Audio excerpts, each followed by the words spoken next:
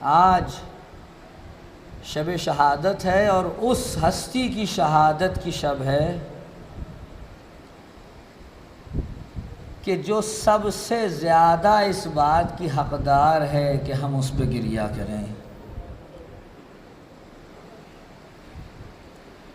سارا سال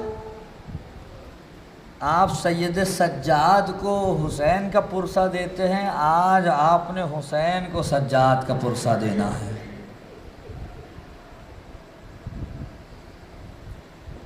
سوچئے سجاد پہ کیا کیا مصیبتیں گزر گئیں، تصور کر سکتے ہیں آپ؟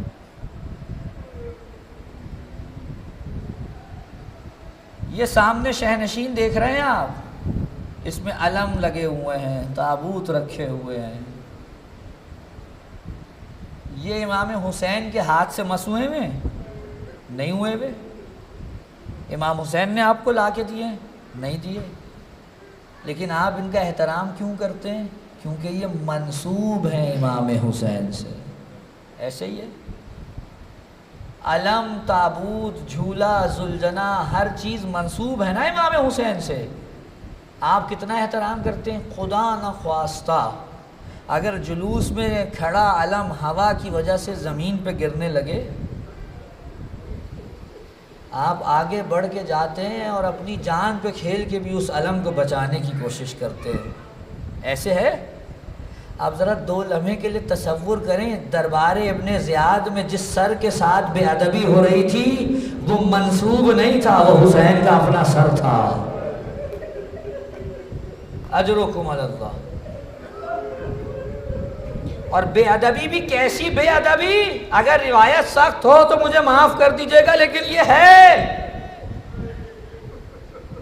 اس لعین نے اس وجہ سے کہ دربار میں بیٹھے قیدیوں کو اور رلاؤں، سر حسین سے اپنی جھڑی کے ذریعے سے کپڑا اٹھایا، اور اس کے بعد جب یہ اٹھا چکا، یہ ذہن میں رکھیے گا یہ سب کچھ سید سجاد کے سامنے ہو رہا ہے۔ کپڑا اٹھانے کے بعد اس لعین نے اپنی چھڑی کو اٹھایا، حسین کے دندان پہ مارنا شروع کیا، حسین کے ہونٹوں پہ مارنا شروع کی، حسین کے چہرے پہ مارنا شروع کی۔ سامنے ایک صحابی بیٹھا تھا، تڑپ گیا، کہنے لگا اے ابن زیاد اس چھڑی کو ہٹا لے۔ کہا کیا ہوا؟ کہا میں نے اپنی آنکھوں سے دیکھا ہے رسول اللہ اس مقام کے بوسے لیتے تھے۔ اجرکم علی اللہ۔ شب شہادت گریہ کر لیجئے۔ امام صادق فرماتے ہیں خدایا رحم کر ان آوازوں پر جو ہمارے غم میں بلند ہوتی ہیں۔ یہ لعین یہاں نہیں رکا، اس کی علامہ حسین بخش جاڑا صاحب نے کتاب اصحاب الیمین کے آخری باب میں یہ روایت نقل کی ہے جو بیان کر رہا ہوں۔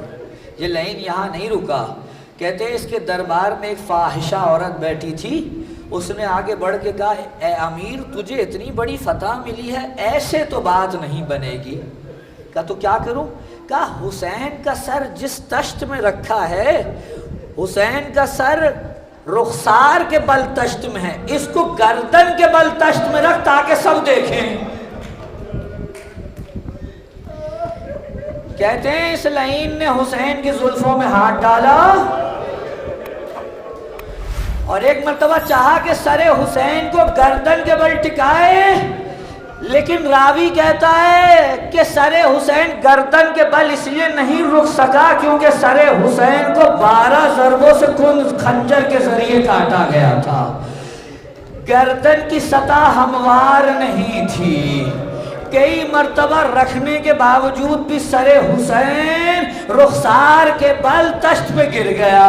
اس لعین نے کہا جاؤ کسی کو بلا کے لاؤ۔ سید سجاد کی آنکھوں کے سامنے سر حسین پہ گردن پہ دوبارہ خنجر چلا، گردن کو دوبارہ مساوی کیا گیا تاکہ سر حسین کو تشت پہ آنکھوں کے سامنے رکھا جا سکے۔ اجرکم علی اللہ۔ آپ سن رہے ہیں، آپ نے دیکھا نہیں ہے۔ سجاد کے دل سے پوچھئے جن کی آنکھوں کے سامنے یہ سب کچھ ہو رہا تھا۔ اجرکم اللہ۔ عزادارو، بڑا دکھ ہے سید سجاد کو۔ ایک دن رو رہے ہیں بیٹھے ہوئے، منہال آ گئے، کہنے لگے آقا کب تک روئیے گا، اب تو بہت عرصہ ہو گیا۔ کہ منہال تو نے میرے ساتھ عدل نہیں کیا۔ کہا آقا میں آپ سے معافی چاہتا ہوں۔ کہا کیا ہو گیا؟ کہا منہال یوسف ایک تھے، یعقوب کا ایک یوسف آنکھوں سے جدا ہوا، انہیں معلوم تھا زندہ ہے، رو رو کے آنکھیں سفید ہو گئی۔ منہال میرے 18 یوسف میری نگاہوں کے سامنے ذبح ہو گئے، اور تو کہتا ہے آپ اتنا گریہ کر چکے، آپ کب تک گریہ کریں گے؟ اجرکم اللہ۔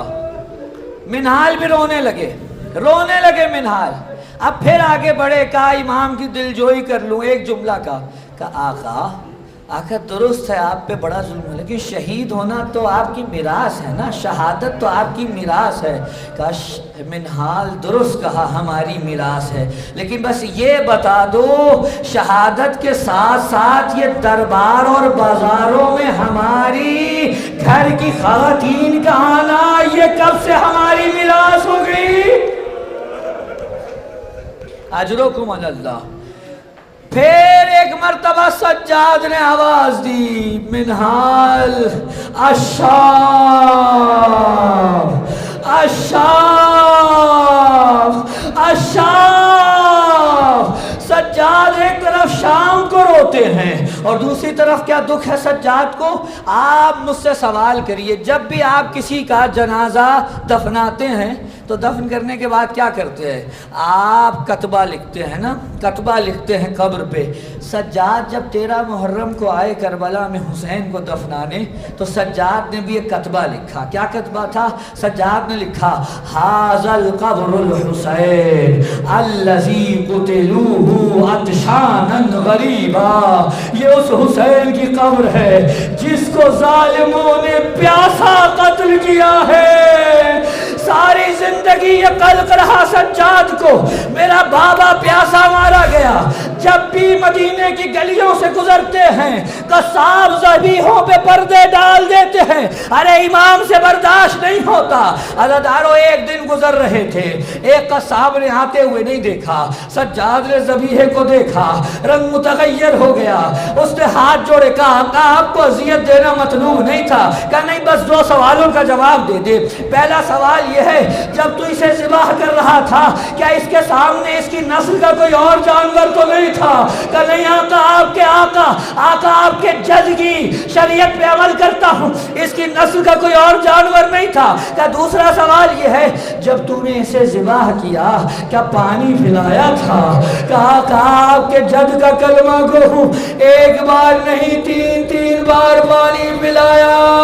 بس یہ جملہ سنا، ایک مرتبہ کربلا کا رخ کیا، کہا میرا غریب و پیاسا بابا وہ کیسے مسلمان تھے جو میرے بابا کو ذبح کرتے رہے لیکن ایک قطرہ آب نہ دیا۔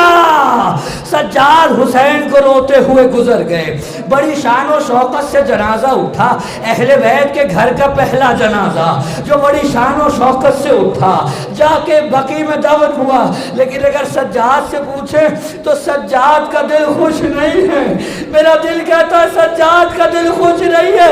سجاد تو یہ کہہ رہے ہو گے ارے تم میرا جنازہ تو دفنا رہے ہو لیکن میرا بابا کسی نے جنازہ تو دفنانا دور کفن تک لوٹ لیا، لاش میں گھوڑے دوڑا دیے،